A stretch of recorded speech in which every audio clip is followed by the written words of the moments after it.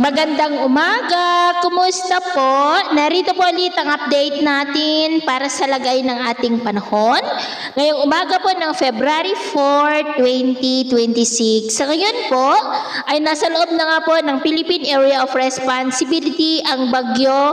Ang bagyo at tinawag na ito sa local name na Basyang at nasa layo po ngayon ng 387 km east ng Surigao del Norte at kikilos po yan pa westward at nagbabanta na mag-landfall sa Biyernes na makakaapekto dyan sa may Caraga, Northern Mindanao, Visayas at maging po sa ilang bahagi ng Southern Luzon and nearby areas hanggang po sa weekend.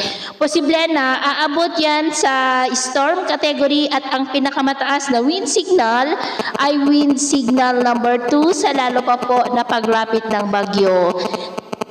Sa ngayon ay wala pa pong direktang epekto ang bagyong Basyang sa ating bansa, hanging amihan pa rin ang patuloy na umiiral, lalo na po dito sa Luzon.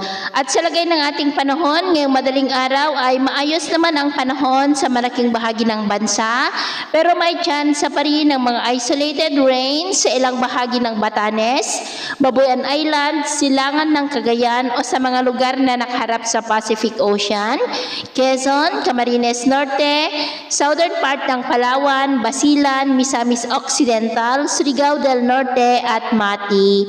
At mamaya po ay sisikat naman ang araw sa malaking bahagi ng bansa pero may tsansa pa rin ng cloudy skies with isolated rains lalo na sa Silangan ng Cagayan Valley, Infanta at dyan sa may Basilan. At mamayang hapon, maayos pa rin naman ang panahon sa malaking bahagi ng bansa pero may tsansa pa rin ng cloudy skies with isolated rains sa ilang bahagi. Kaya kung lalabas tayo sa ating mga tahanan, ugaliin lamang po natin lagi ang magdala ng kahit anong panangga natin sa init ng araw at proteksyon na rin po sa mga biglaang buhos ng ulan. At sa atin naman po mga baybayin, maalon pa rin ngayon sa mga baybayin ng extreme Northern Luzon at silangang baybayin ng ating bansa ng mga alon ay posibleng aabot hanggang sa 2.5 to 4.5 meters height hanggat maari.